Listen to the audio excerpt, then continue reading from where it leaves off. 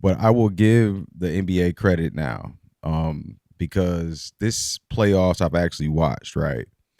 And it's real nostalgic, kind of old feeling because it's good basketball being played, great defense being played too, and it's really good shot making. It's like it's the basketball that you kind of want to see as somebody that played in high school and then have hooped my whole life. Not not on that level, but hooped my whole life. So played sports my whole life. It's the kind of sport you want to see.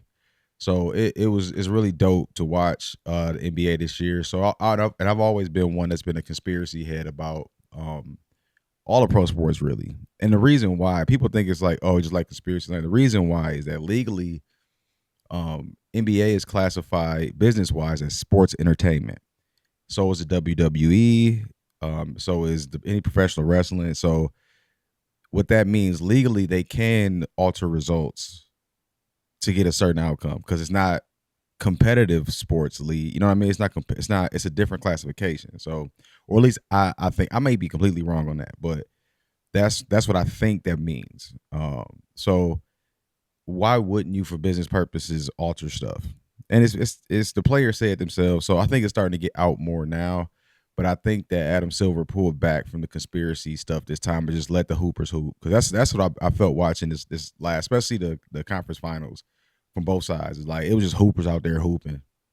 It wasn't no off the field, I mean off the court drama, off the court nonsense. It's just the boys out there playing basketball. We just bet money. That's how it was. It's dope to watch. So I think the NBA is coming back, because it was on a down curve for a long time. But other thing I think that's gonna happen, I'm just trying to speak it into fruition a little bit. That Giannis comes to the Knicks. We got the assets to trade for Giannis and Brunson would be so good, bro. Brunson shooting shots, Giannis getting rebounds and dunking. Giannis ain't got to bring the ball up court no more. He can go into that Shaq Kobe role. Crazy. They'll win like 4 or 5. All right. So speaking of that, I want to talk about the like sports world podcast and like the sports aspects podcast, right? Um, I genuinely like like Gills Arena. Some of them I genuinely don't really care for a lot of those because those guys up there, not all of them, but I think it's just Gil and Nick Young. I might have talked to one of Nick Young cousins. She was a weirdo too, but they like are still playing a character, and it shows. But then, like when I'm scrolling Jeff Teague and his boys podcast, and I'm guessing that Jeff Teague's boys that they grew up together. I'm guessing that. I don't know for sure. Again, they may have went to college together. I don't know, but you could tell they know him outside of the It's not from the basketball world why they know him. They know him from the real world. And I think a lot of people that's on Gil's Arena, they just know each other from the basketball world. Like they didn't. If basketball was taken away, them dudes would have never met.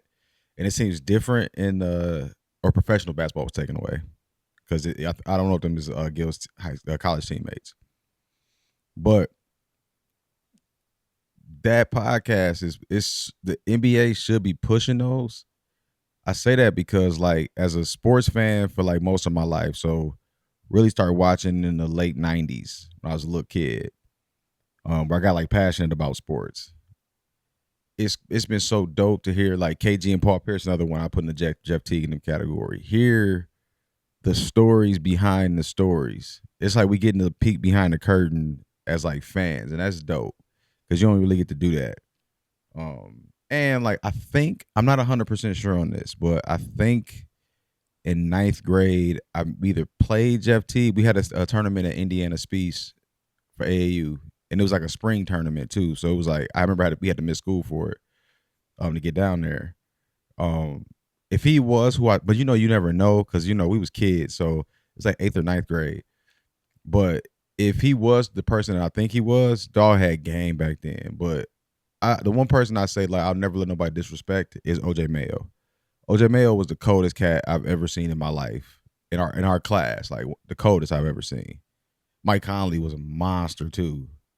And they was all down at the tournament. That was a dope thing of being in the Midwest. It was some Midwest hoopers, and I wasn't that great a basketball player. I was serviceable, like point guard, distributor. Like I wasn't gonna get buckets like that. I can get buckets now because I understand it, but back then I wasn't no bucket getter. I was just a good teammate. But being able to be around an environment was super dope, man. Also, it's funny to me on KG and Paul Pierce podcast because KG always be saying Lord, and that's how I know like a lot of people ain't really from the trenches like that because they don't even know what that stands for. Or nothing. I'm like, the fact that he just saying that on a major podcast is hilarious to me. It is. Shout out to KG, man. That's a super dope podcast. Okay, staying on sports talk. I got some advice for Travis Hunter, and this is not hate at all, at all. Travis Hunter is cold. He got his boy drafted at quarterback. You know what I'm saying? He got his uncle a job. You know what I mean?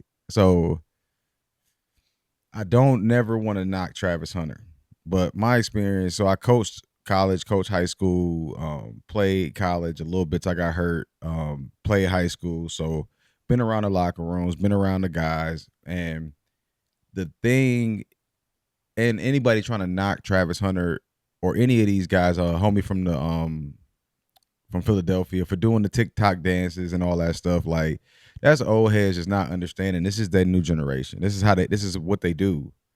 So like, don't knock them for that. And it's dope that they found ways to make like, and I don't want to say monetize the image, but to take control of the narrative of how they're spoken on because they do got camera phones and they did build fan base. You know what I mean? So now they control their own narrative, which is always dope. But I've been watching highlights and you see OTAs and him doing the dances and like just being extra. And that's the part where I want to say to Travis, like, just chill out a little bit, bro. Like nobody probably ever said that to you because you always been the dude, but you going into a situation where all of them dudes in that locker room have been and are the dude. So it's only so much of that they gonna tolerate. And unless you just balling during the season, then you can Odell Beckham, you can do whatever you want. If you getting money and they like, oh, this cat really that cold, they ain't gonna be like, we can't tell him nothing. But your first slip up, man, the media is gonna shred you like does he take it serious? That's how it's gonna go.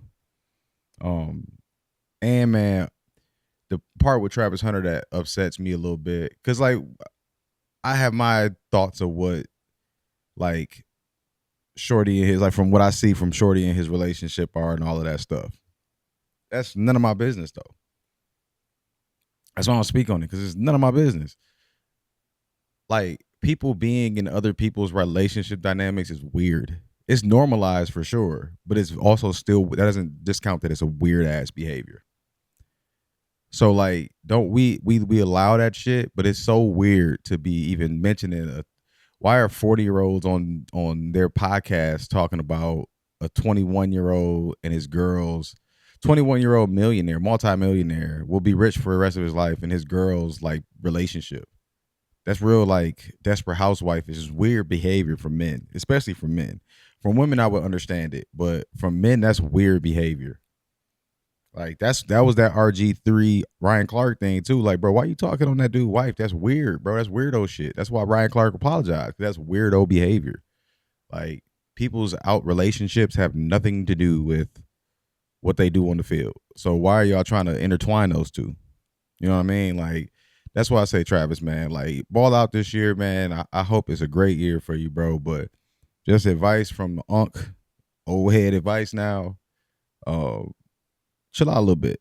Like I'm old now. I died of grades, man. So I don't look that old, but I'm old. But just chill out a little bit. Chill out a little bit. You already locked in, but chill out a little bit